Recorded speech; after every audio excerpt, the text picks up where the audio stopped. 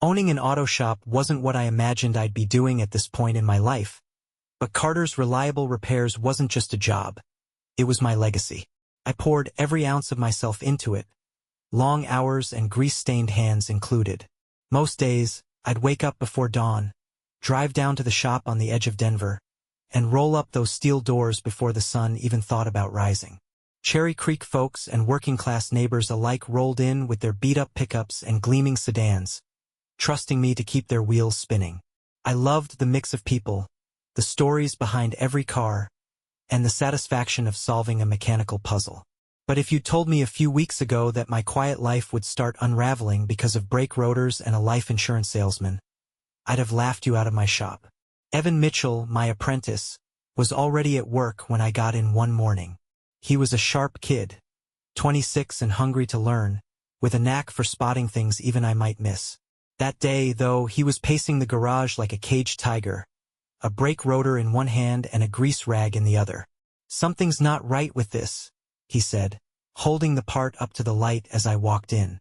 I set my coffee down on the workbench, curiosity piqued. "What VE you got?" He handed it over, the steel cool in my hands. At first glance, it looked like a standard rotor, nothing special, but as I turned it over, I noticed what he meant. The grooves were uneven, almost like someone had filed them intentionally. "Looks like deliberate tampering," I muttered, frowning. "Where'd this come from?" "Mr. Donnelly's truck," Evan replied. He said the brakes felt off after he picked it up from another shop last month. Donnelly was a regular, one of those guys who drove the same truck he bought 20 years ago. If someone had messed with his brakes, it wasn't an accident. A chill ran down my spine, but I shrugged it off. "Good eye, Evan. We'll make it right." Still, the thought lingered as I moved on to other repairs. By the time Taylor Drake arrived, coffee in hand and clipboard ready, I'd almost forgotten about it. Almost. Taylor kept the office running with the kind of precision that only comes from a military background. She wasn't one for small talk, but she knew how to keep the gears turning, which let me focus on the cars. "Your wife called," she said casually, hanging up her jacket. That snapped me out of my thoughts. Vanessa didn't usually call the shop during the day. She preferred to swing by instead, bringing lunch or just dropping in to check on things. "What did she want?" Taylor shrugged. "Said she might stop by later. Oh, and Adrian Cooper's coming in for his tire rotation." That name made my jaw tighten. Adrian was a slick insurance agent with a knack for turning every conversation into a sales pitch. I'd had to sit through his spiel about life insurance more times than I cared to count. What really got under my skin, though, was the way he acted around Vanessa. Like we were all old friends, and he had some special connection with her. When Vanessa finally showed up later, her timing was impeccable, as always. She swept into the shop in a sundress and sunglasses, looking every bit the supportive wife. "Hey, babe," she called, her voice light as she carried a bag of sandwiches. I plastered on a smile. "You're spoiling us again." She grinned, setting the bag down on the counter. "You've got to eat, right? Besides, I had some free time." I noticed how her gaze flicked toward Adrian's car in the lot, but I didn't say anything. Instead, I kept the conversation casual, asking about her day. She was animated, talking about a charity event she was helping organize and how Adrian had been a big help with donations. My stomach churned, but I kept my tone light. "That's nice of him," I said, careful to keep any edge out of my voice. Later, when she left with a breezy goodbye, I couldn't shake the feeling that something was off. It wasn't just the way she mentioned Adrian, it was the way she avoided looking me in the eye. She'd been doing that a lot lately. By the time Adrian strolled in, I was already on edge. He was all charm, flashing a grin as he handed over his keys. "Logan, buddy, how's business?" I grunted a response, focusing on the work order. He launched into another pitch about how I really ought to consider updating my life insurance policy. But I barely heard him. My mind was on Vanessa and those late nights she'd been having. After Adrian left, Evan came over with another discovery. "Boss, I found more tampering. Same pattern as before, but this time it's on Mrs. Hamilton's car." My blood ran cold. 2 cases in one day. That wasn't a coincidence. "Keep it quiet," I told him. Let me handle it. That night, after locking up the shop, I sat in my truck for a long time, staring at my phone. Something about Vanessa's behavior and the strange patterns we were finding felt connected, but I didn't have enough to piece it together. Then my phone buzzed with a message from an old contact I hadn't spoken to in years. Logan, I can't explain much now, but you're in danger. Keep an eye on your shop and your wife. My chest tightened as I reread the message. Whatever was happening, it wasn't just in my head. My quiet life, the one I'd worked so hard to build, was slipping through my fingers, and I didn't even know why. But one thing was clear. I wasn't going to let it go without a fight. You know that feeling when the air shifts, and you can sense something's wrong before it even happens? That was my life after Vanessa adjusted my life insurance. At first, she spun it as a smart financial move, a way to ensure our family's future if something happened to me. But I wasn't buying it. Vanessa had always left the financial decisions to me. Suddenly, she was cozying up to Adrian Cooper and making changes behind my back? The minute she mentioned it at dinner, my gut screamed that something was off. We were sitting at the kitchen table, Lydia's crayons scattered between us, as she casually slid the paperwork over. Adrian said it's a great idea, she said, her voice steady but her eyes flickering. It's just an update to your policy, Logan. Nothing major. I picked up the papers, skimming through the jargon. Why the sudden urgency? She shrugged, sipping her tea. He just thought it made sense with how busy you are. Protect the family. I set the papers down carefully, holding her gaze. Since when do you and Adrian talk about our finances? Her smile faltered for a split second, and I caught it. Logan, don't be ridiculous. He's just trying to help. I didn't press further, but my mind was already racing. Something wasn't adding up, and I wasn't about to let it slide. Not yet. The next morning at the shop, things got even stranger. Nathan Collins, my seasoned mechanic and one of my most reliable guys, was late. Again. Normally, I'd cut him some slack. Nathan had been with me for years and knew the business inside and out. But lately he'd been acting off, distracted, sneaky. And last night, I'd spotted his car parked at a rundown diner on the outskirts of town, long after we'd closed up. He wasn't alone. As I ran through the day's repairs, Evan pulled me aside.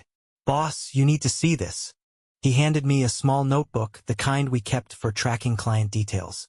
Nathan's been clocking extra hours on vehicles that don't add up. What do you mean? I asked, flipping through the pages. Look here, Evan said, pointing to a list of repairs. He logged brake work on 3 cars last week, but the parts never came through inventory. And the clients? They never complained about brake issues in the first place. My stomach tightened. You're saying he's messing with client vehicles? Evan nodded grimly. I don't know why, but yeah, something's not right. It was the same pattern Evan had noticed before. Deliberate tampering, unexplained anomalies. Only now it wasn't just happening. It was happening on my watch. That night I made my move. I installed a discreet camera in the garage, angled to catch the bay where Nathan usually worked. If he was up to something, I needed proof. The next few days passed uneventfully, but I watched him like a hawk, noting every misplaced tool and every side glance he threw my way. Then, on Thursday, I caught him red-handed.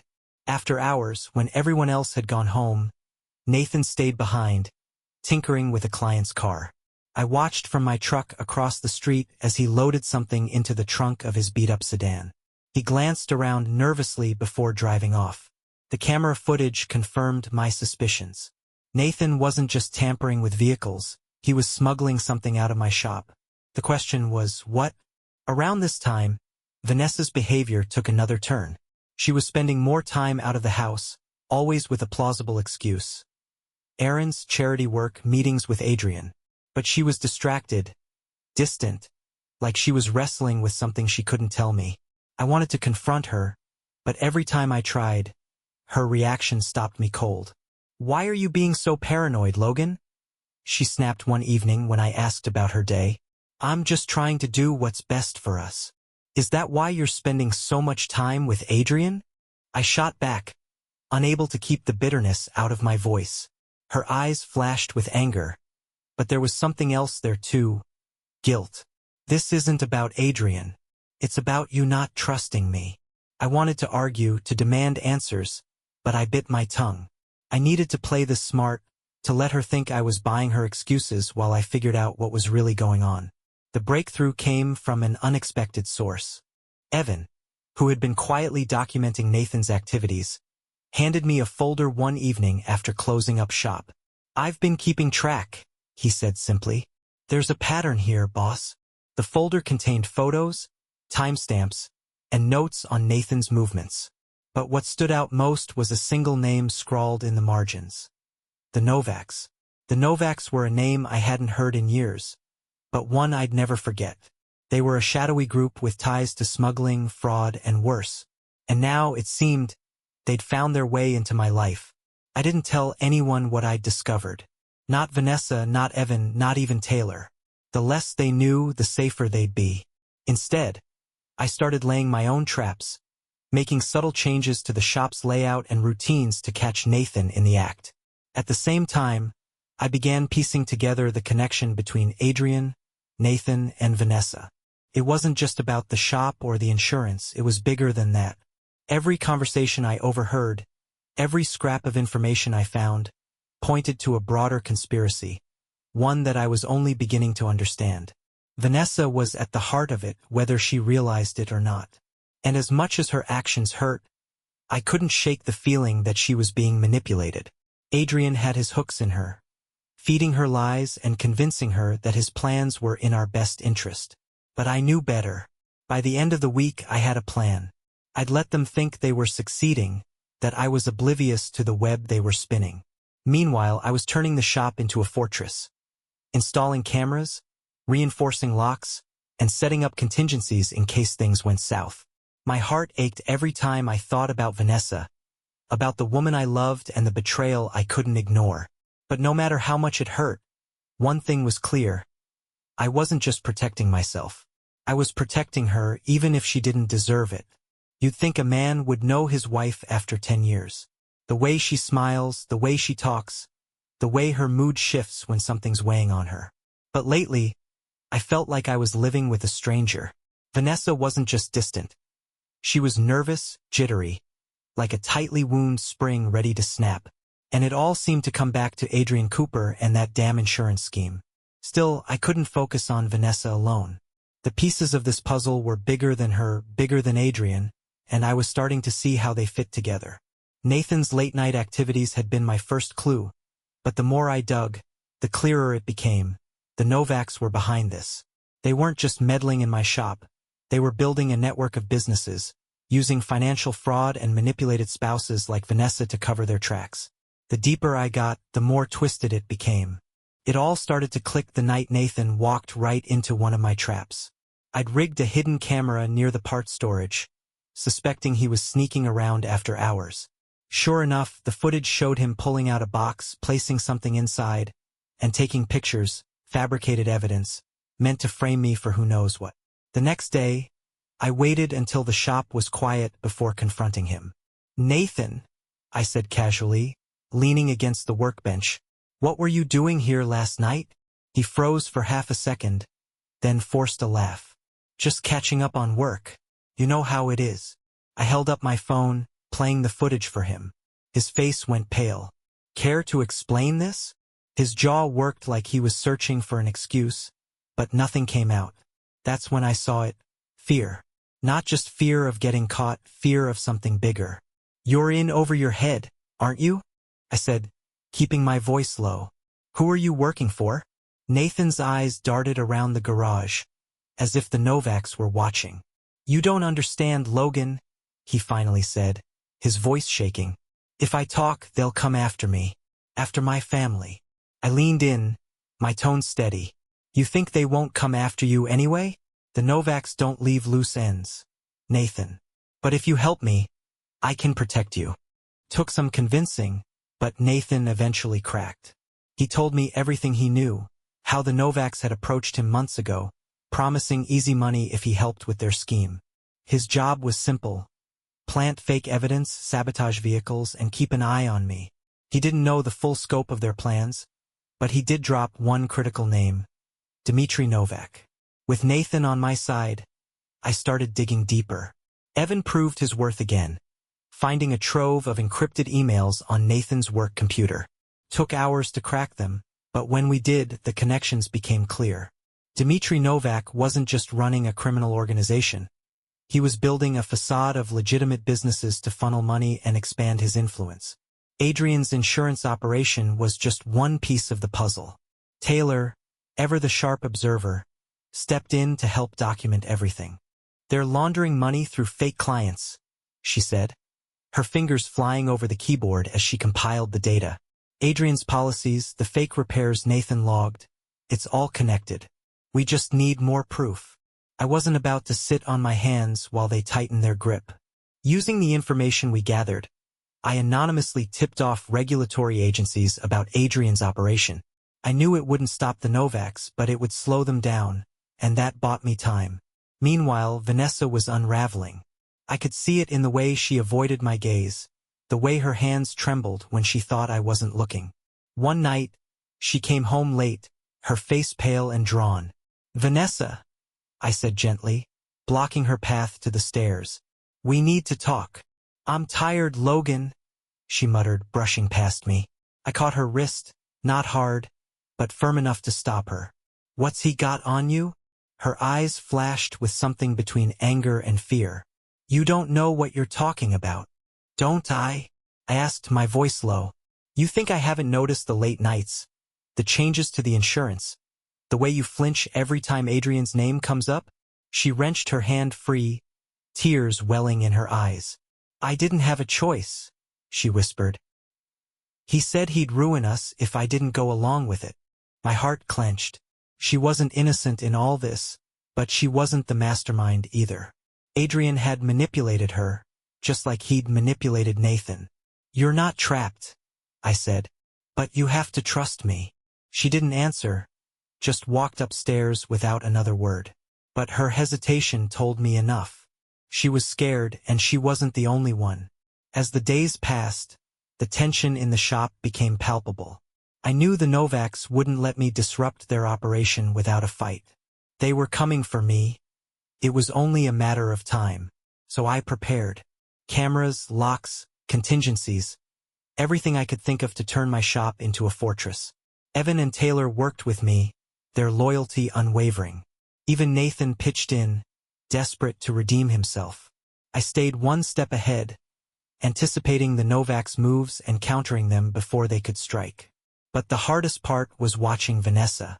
She was caught in a web she didn't fully understand, torn between her loyalty to me and the threats hanging over her head. I wanted to hate her, but I couldn't. Instead, I resolved to protect her no matter the cost. The final piece fell into place when Evan uncovered a critical document. A meeting schedule for Dmitry Novak himself. He was coming to Denver, likely to tighten his grip on the operation and deal with loose ends. That meant me. But what Dmitry didn't know was that I was ready. I wasn't just playing defense anymore, I was going to bring the fight to him. And when the Novaks walked into my shop, they'd find a trap waiting for them. The game was on, and I wasn't backing down. When you've been living with a gut feeling for long enough, there's a moment when it hardens into certainty. For weeks, I'd been piecing together clues, dodging threats I couldn't name yet, and pretending everything was business as usual. But the moment Nathan walked into the shop that morning, I knew it wasn't just another day. His smile was too forced, his movements too stiff. He had the air of a man trying to look ordinary while hiding something deadly. I had him pegged. The surveillance footage, the tampering with vehicles, the encrypted emails. It all pointed to one undeniable truth. Nathan Collins wasn't who he said he was. He wasn't just a mechanic with a secret. He was Stefan Novak, brother to Dmitry Novak, and an operative sent to infiltrate my life. The funny thing? He didn't know I knew. Nathan's last attempt at sabotage came on a rainy Thursday night. I'd been watching him closely since our last conversation. And when he volunteered to work late on Mrs. Avery's sedan, my suspicions flared. That car was pristine. She'd just had it serviced 2 weeks ago. But Nathan insisted. casually mentioning a noise she'd reported that didn't exist. I stayed out of sight, watching through the cameras as he pulled the car into the bay. For a while, he went through the motions, checking the tires, inspecting the brakes. Then he reached into his tool bag and pulled out a small black device, a tracker. He was planting it under the chassis when I stepped into the garage. "You find that noise yet, Nathan?" I asked, my voice calm. He jumped, nearly dropping the tracker. His face flushed, and for the briefest moment, I saw a panic flash in his eyes before he recovered. "Just finishing up," he said, slipping the device back into his bag like nothing had happened. I didn't push it, not yet. Instead, I let him finish and leave, knowing I'd see him again soon. The tracker was just a tool, after all. The real game was only beginning. The next day, I called Nathan into the office, keeping my tone casual. Taylor and Evan were working in the garage, well out of earshot. He walked in, his expression guarded but curious. "What's up, boss?" he asked.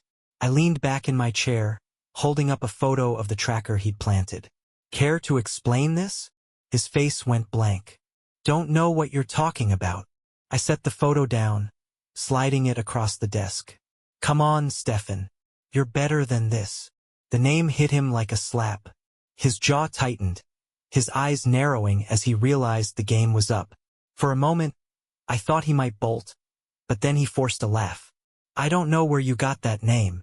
"Don't lie to me," I said, my voice dropping. "I know who you are. I know who you're working for. And I know why you're here." His confidence faltered. "If you know what's good for you, Logan, you'll stay out of this." I leaned forward, my voice steady and cold. "You don't get to tell me what's good for me, Stefan. You're playing a dangerous game, and you've already lost." He stood abruptly, his chair scraping against the floor. "You think you're so smart, don't you? Dimitri's coming, and when he does, you'll wish you'd stayed retired." With that, he stormed out, leaving me alone in the office. But his threat didn't rattle me.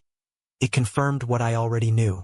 Dmitri Novak was coming to Denver, and he wasn't coming to talk. The days that followed were a blur of preparation. I fortified the shop, reinforcing the garage doors and setting up additional cameras. Taylor and Evan worked tirelessly, coordinating every move like a well-oiled machine. Vanessa, meanwhile, was a different story. She was unraveling. Adrian's manipulation had left her feeling trapped, and the more she learned about his true intentions, the more regret I saw in her eyes. She started pulling away from him, avoiding his calls and spending more time at home. I didn't confront her about it. We both knew words wouldn't fix what had happened. But I made sure Taylor and Evan kept an eye on her, ensuring Adrian couldn't corner her again. One evening, as I was reviewing the latest intel Evan had uncovered, Vanessa walked into the living room. "Logan," she began, her voice barely above a whisper. "I need to tell you something." I looked up, my expression unreadable. "Go on." Tears filled her eyes. I didn't know what Adrian was planning. He said it was just business, helping families, securing their futures. I thought I was doing the right thing. I didn't respond immediately. Her words hung in the air, heavy with guilt. Finally, I said, "Do you trust me?" She nodded, her voice cracking. "Yes." "Then let me handle this." Meanwhile, Dmitri Novak arrived in Denver, bringing an air of menace that rippled through his network. I knew he wouldn't act immediately. Men like Dmitri preferred to study their prey before striking. But I wasn't about to give him the upper hand. Evan and Taylor continued gathering intel, uncovering Dimitri's plans to expand the Novak's operations into legitimate businesses. They'd underestimated me, assuming I was just a retired operative with no resources. But every move they made, I countered. Every weakness they tried to exploit, I exposed. The final piece fell into place when Taylor intercepted an encrypted message confirming Dimitri's next move. A meeting at a warehouse on the outskirts of town. It was a perfect opportunity to dismantle their operation, and I wasn't about to let it slip through my fingers. The night of the confrontation, the shop was quiet. I stood in the garage, checking the cameras one last time as the clock ticked closer to midnight. Evan and Taylor were stationed nearby, ready to provide backup if things went south. Vanessa was safely out of the way, finally free from Adrian's influence. When the Novaks arrived, they thought they were in control. Dmitri strolled into the shop like he owned the place, flanked by 2 enforcers. Stefan, no, Nathan, followed close behind, his confidence restored. But they didn't know what I had waiting for them. Logan Carter, Dmitri said, his voice smooth and calculating. It's an honor to meet you. I smiled, stepping forward. The honor's all mine. And with that, the stage was set for the showdown I'd been preparing for. The Novaks thought they had me cornered, but they didn't realize they were walking into a trap of my own making. If there's one thing I've learned, it's that preparation isn't optional when you're facing someone like Dmitri Novak. Men like him don't take risks unless they believe the outcome is guaranteed. But confidence can be a dangerous thing. It blinds you to the traps set right under your feet. The shop wasn't just my business anymore. It was a fortress, a maze of defenses I'd spent weeks setting up. Every camera, every reinforced wall, every hidden alarm was a testament to the time I'd put in, anticipating Dmitri's every move. And now, as his team moved into position under the cover of darkness, I waited in the shadows, calm and ready. Started just after midnight. Dmitri's men approached the shop cautiously, their movements efficient and silent. I'd expected no less from operatives of their caliber. But I also knew their confidence would be their undoing. The first trap was simple, motion sensors wired to trigger a series of floodlights. As soon as the lead operative stepped onto the lot, the entire area lit up like daylight. The sudden brightness threw them off balance, and I saw their shapes scatter on the monitor in my office. Evan's voice came through my earpiece. They're scrambling, boss. Cameras have all 6 of them in view. Good, I said, keeping my tone steady. Let them sweat. Taylor chimed in next. Local authorities are rerouted for the next 30 minutes. We're clear for now. I smiled. Perfect. The Novaks operatives regrouped quickly, but not quickly enough. Their next move was to breach the garage door, a predictable tactic that I'd planned for. The second trap, a steel barrier reinforced with hydraulic locks, stopped them cold. I watched from the monitor as they tried to cut through, unaware of the silent alarm notifying me of their location. They're stuck, Evan said. What's next? Give them a nudge, I replied. Evan triggered a small, controlled detonation near the barrier. Not enough to hurt anyone, but enough to send a message. The operatives backed off, their confidence shaken. Inside the shop, I was already preparing for the final stage. Dmitri wasn't among the initial team, of course not. He'd never risk exposing himself unless he believed the field was clear. But I knew he'd arrive soon, and when he did, I'd be ready. Vanessa complicated things. She'd been pulled deeper into Adrian's schemes, and he was using her as a pawn, feeding her lies and threats. She didn't know about the Novaks' full plans, but her involvement was enough to put her in danger. I couldn't risk her being caught in the crossfire. With Taylor's help, I ensured Vanessa was moved to a safe location. Away from Adrian, away from Dmitri. She fought me at first, guilt and fear twisting her words into protests. But eventually, she relented. I'm sorry, Logan, she whispered as Taylor led her out of the shop. For everything.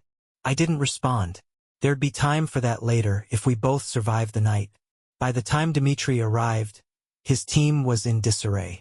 I watched him step out of a sleek black SUV, his tailored suit and calm demeanor in sharp contrast to the chaos around him.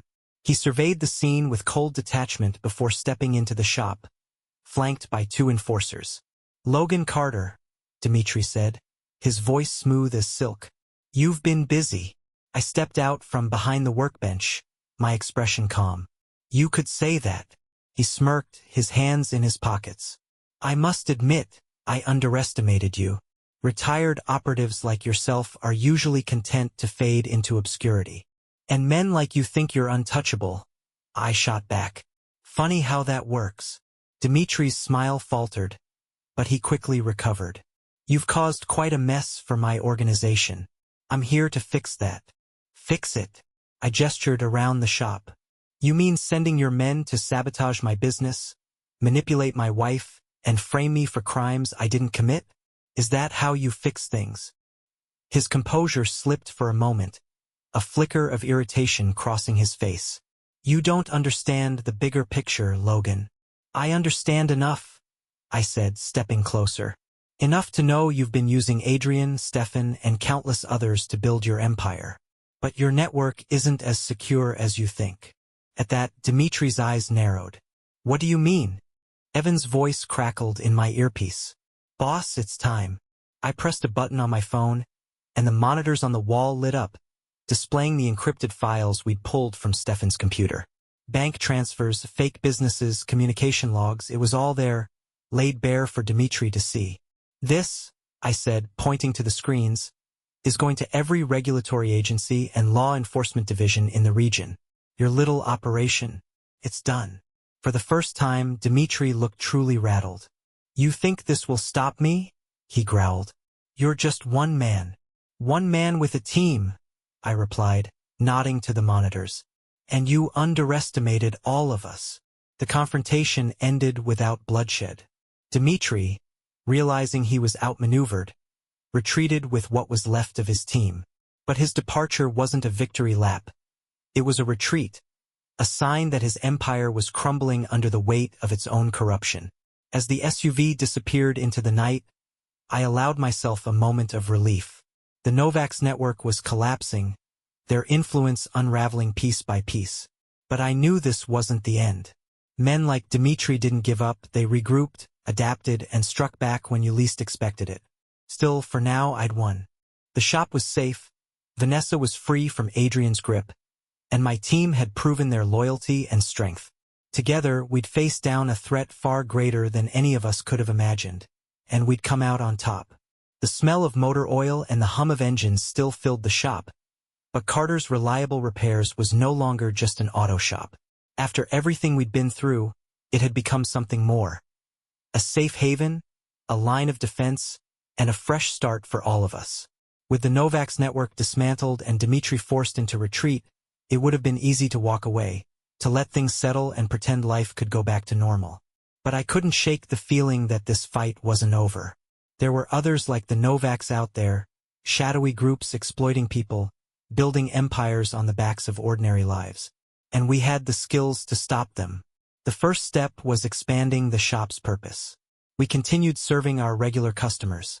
After all, you can't detect threats if no one walks through the door. But behind the scenes, we turned the business into a hub for intelligence and countermeasures. Evan took on a bigger role, managing day-to-day operations while keeping an eye out for unusual patterns. His knack for details and boundless energy made him the perfect second-in-command. You're not just fixing cars anymore, I told him one day. You're fixing lives. Taylor, ever the strategist, developed a training program for operatives. She designed it to teach people how to blend into ordinary settings while spotting the extraordinary. Encrypted signals, covert meetings, even subtle body language that gave away someone with something to hide.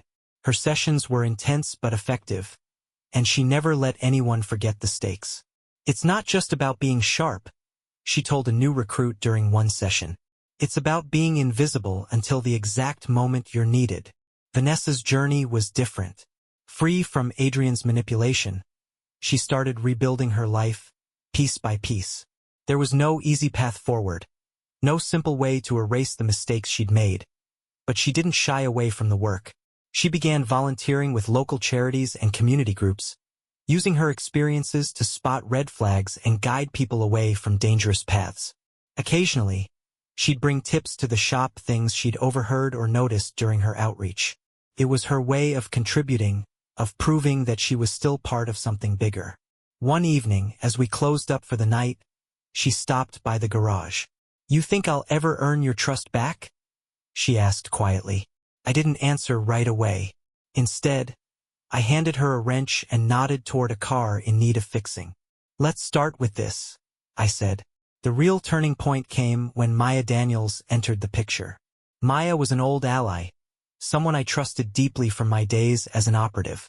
When I reached out to her after the Novaks were defeated, she didn't hesitate to get involved. Still fixing cars and fighting bad guys, huh? She teased when she arrived at the shop. But her tone turned serious as we discussed the broader picture.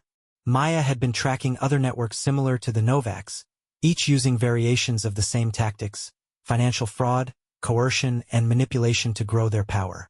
Together, we established a proactive approach, identifying potential threats before they could escalate. The shop became the epicenter of our efforts, with Maya acting as our liaison to outside contacts. Her expertise in intelligence gathering added a new dimension to our work, and her sharp instincts quickly earned the respect of everyone on the team. As we grew, so did our reach. I repurposed other shops in the network, turning them into dual-purpose facilities like the original. Each location maintained its legitimate front while serving as a hub for detecting and preventing threats. Customers came in for oil changes and tire rotations, unaware that the person checking their alignment was also scanning for anomalies in their paperwork or watching for signs of trouble. Evan thrived in his new role, managing operations with a mix of enthusiasm and precision. Taylor expanded her training program, bringing in recruits who shared our mission. Vanessa found her own rhythm, offering insights that often proved critical in connecting the dots. And Maya and I worked side by side, uncovering networks and dismantling them before they could take root. The shop thrived, not just as a business, but as a beacon of hope and redemption. Every day brought new challenges, new puzzles to solve, and new lives to protect. For the first time in years, I felt a sense of purpose that went beyond fixing cars and running a business. I wasn't just repairing engines, I was helping rebuild trust, one small victory at a time. Late one night, as the team gathered in the garage, I looked around at the people who had become my family. Evan was showing a new recruit how to use the surveillance system. Taylor was reviewing notes for the next training session. Vanessa was chatting with Maya, their laughter echoing through the space. And for the first time in a long time, I felt a sense of peace. The fight wasn't over, it never would be. But for now, we were ready for whatever came next. Carter's Reliable Repairs had become something more, and so had all of us. Carter's Reliable Repairs had once been a single auto shop on the edge of Denver. Now, it was the beating heart of a growing network that spanned cities and crossed state lines. Each location, carefully chosen for its strategic and tactical advantages, operated as both a legitimate business and a covert hub for dismantling criminal operations. The mission was clear: protect the vulnerable, intercept threats before they took root, and bring shadowy networks into the light. As we expanded, I found myself marveling at how much things had changed. This wasn't just about fixing cars anymore, it was about fixing lives. Maya Daniels had taken the lead in identifying new threats. Her latest focus was on modern technology and venture capital, where shady figures were using financial manipulation to fund illegal schemes. It's not just about cash flow anymore, she explained during one of our planning sessions. These people are embedding themselves into legitimate industries, startups, real estate, even green energy. They're hiding in plain sight. Her insights were invaluable, steering us towards cities where these operations were gaining traction. Each new shop we opened wasn't just a place for repairs. It was a watchtower, positioned to observe, intercept, and dismantle. Maya's ability to see patterns where others saw chaos became the cornerstone of our strategy. Taylor Drake thrived in her role overseeing recruitment and training. Every new operative who joined our network went through her rigorous program, learning how to blend in, gather intelligence, and adapt to rapidly changing situations. Remember, she told a group of recruits during one session, our strength is in our subtlety. If they don't see us coming, they can't stop us. Taylor's methods were as sharp as her instincts. She handpicked every recruit, ensuring they shared our values and understood the stakes. It wasn't just about skill, it was about heart. She wanted people who were in this for the right reasons, people who believed in the mission as much as we did. Evan Mitchell had come into his own as our operations coordinator. His resourcefulness and knack for thinking on his feet made him indispensable in the field. Whether it was coordinating surveillance, adapting to unexpected challenges, or managing logistics, Evan was the glue that held everything together. One evening, as we prepared for a new operation, he leaned over a map of our target area. "You know what's crazy?" he said with a grin. "When I started here, I thought I'd be fixing alternators for the rest of my life. Now I'm coordinating takedowns of criminal networks. Pretty wild, huh? Wild doesn't even begin to cover it, I replied, clapping him on the shoulder. Vanessa played a quieter role in our expanding mission. She wasn't on the front lines, but her insights into suspicious real estate deals and local patterns of corruption often proved critical. It was her way of contributing, of making amends for the part she'd played in the chaos that brought us here. One afternoon, she handed me a folder filled with documents she'd compiled. "There's something off about these properties," she said, her voice tinged with uncertainty. "The same names keep popping up in the transactions." I flipped through the papers, nodding. "Good work. I'll have Maya take a look." Her face softened, a faint smile forming. "It feels good to help." Our motto, "We fix everything," had always been a promise to our customers. Now it meant something much deeper. Every life we touched, every operation we dismantled, was a testament to the power of resilience and teamwork. One operation in particular stood out, a startup that seemed innocent on the surface but was funneling money into illegal offshore accounts. Thanks to Maya's research, Taylor's training, Evan's coordination, and Vanessa's insights, we intercepted their plans before they could do any real damage. As we packed up that night, I looked around at my team. "That's what we do," I said simply. "We fix everything." The network's success began to attract attention, not from criminals but from allies. Former law enforcement officers, veterans, and everyday people with a passion for justice reached out, inspired by our mission. Each new member brought fresh energy and ideas, creating a ripple effect that spread far beyond what I'd ever imagined. One evening, as I stood in the garage watching the team work, I couldn't help but reflect on how far we'd come. Maya was strategizing with Taylor over a map. Evan was briefing a new recruit, his enthusiasm infectious. Vanessa was in the corner, quietly reviewing property records for red flags. For the first time in years, I felt a deep sense of fulfillment. We weren't just reacting to threats, we were shaping a future where those threats had no place to hide. The road ahead wouldn't be easy. There were more shadows to uncover, more battles to fight. But with every city we expanded to, every life we touched, our mission grew stronger. Carter's Reliable Repairs wasn't just a network of auto shops anymore. It was a beacon of hope, a force for good in a world that desperately needed it. And as long as there were engines to fix, lives to protect, and threats to dismantle, we'd be there. We fixed everything. 5 years can feel like a lifetime, or it can pass in the blink of an eye. For me, it's been both. Looking back on where we started, it's hard to believe how far we've come. What began as a single auto shop on the edge of Denver has grown into a network that spans the western United States. Each location a lifeline for those who need it most. The walls of Carter's Reliable Repairs still hold the smell of grease and motor oil, but they also carry something more: purpose. The motto painted on every shop wall, "We fix everything," isn't just a promise to our customers anymore. It's a mission, one that's become the heart and soul of what we do. Evan took the reins of the West Coast operations 2 years ago, and he's been running it like a seasoned pro ever since. His natural talent for logistics and quick thinking made him the obvious choice, and he hasn't let me down. From Seattle to San Diego, every shop under his watch operates seamlessly, blending legitimate business with covert operations. When I visited his hub in Los Angeles last month, I found him walking a new recruit through the finer points of surveillance. "You see this?" he said, pointing to a seemingly ordinary coffee receipt. "It's not just a receipt, it's a breadcrumb. You've got to train your eyes to spot the trails most people miss." He caught my eye as I walked in, a grin spreading across his face. "Logan, you're just in time to see how I'm molding the next generation. Don't let it go to your head," I joked, though I couldn't help feeling proud. Evan had become more than an apprentice. He was a leader, and one of the finest I'd ever seen. Taylor, meanwhile, had turned her training program into a cornerstone of the network. She ran sessions across the country, teaching operatives not just how to gather intelligence, but how to live in the shadows while protecting the light. Her attention to detail and no-nonsense approach made her the backbone of our operations.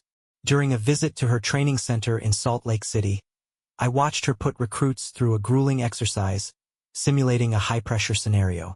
When one of them faltered, she stepped in, her voice calm but firm. "Fail here and you learn. Fail out there and people get hurt," she said. "We don't aim for perfection. We aim for preparation." Her recruits hung on her every word, and for good reason. Taylor wasn't just teaching them how to do the job. She was teaching them why it mattered. Maya Daniels continued to be our eyes and ears, her intelligence work keeping us one step ahead of the ever-evolving threats. From her base in Denver, she tracked everything from financial fraud to emerging cybercrime, identifying patterns before they became problems. One evening, as we reviewed a new report, she leaned back in her chair and sighed. "You know, Logan, sometimes I wonder what the Novaks would think if they saw this now. Their whole operation, crushed under its own weight, and we're still here." "They underestimated us," I said simply. "That's what people like them always do." She nodded, a small smile playing at her lips. "Well, here's to keeping it that way." Vanessa's life had settled into a quieter rhythm. She stayed out of the spotlight, focusing on community work and rebuilding the trust she'd lost. Every now and then, she'd call or stop by the shop, her visits brief but meaningful. During her last visit, she handed me a small envelope. Inside was a simple note. "Thank you for never giving up on me, on the mission, on anything. I'm proud of what you've built." I didn't say much, there wasn't much to say. But her gratitude reminded me of why we started this journey in the first place. As for me, I found my role in the balance of it all. Overseeing the entire operation isn't easy. It never is, but it's fulfilling in a way I never expected. Every new shop, every new recruit, every operation we dismantle is a testament to the strength of our team and the mission we've built together. I still spend most of my time in the Denver shop, where it all began. It's my anchor, a reminder of who I am and what we're fighting for. Some days, when the world seems quieter, I sit in the office and reflect on the lives we've touched, the threats we've stopped, and the legacy we're building. Our work is far from over. The threats evolve, becoming more sophisticated with each passing year. But we evolve too.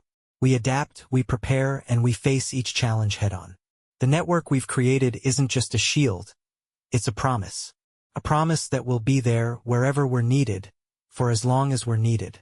As the sun sets over the shop, casting long shadows across the garage floor, I take a deep breath and smile. We've come a long way, but this is just the beginning. Because here at Carter's Reliable Repairs, we fix everything.